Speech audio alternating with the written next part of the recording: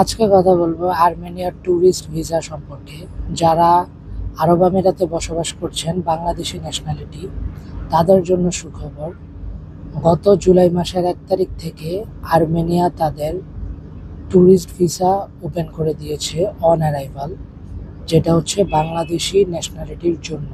So যারা যারা বর্তমানে দুবাইতে বসবাস করছেন অথবা আবুধাবি অথবা শারজা, যে কোনো স্টেটে আছেন আরব আমিরাতের, আপনারা ভিসা ফ্রি এন্ট্রি এবং অন অ্যারাইভাল এন্ট্রি করতে পারবেন আর্মেনিয়াতে।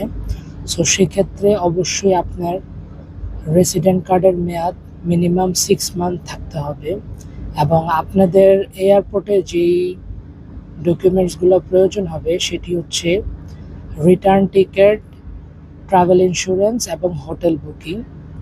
এই জিনিসগুলো নিয়ে আপনারা ওই দেশের এয়ারপোর্টে যাবেন, ফর্ম ফিল আপ করবেন, এই ডকুমেন্টসগুলো দিবেন।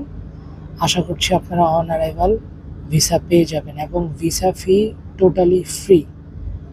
সো যারা যারা যাবেন খুব শীঘ্রই চলে যান দেশটি এক্সপ্লোর করার জন্য।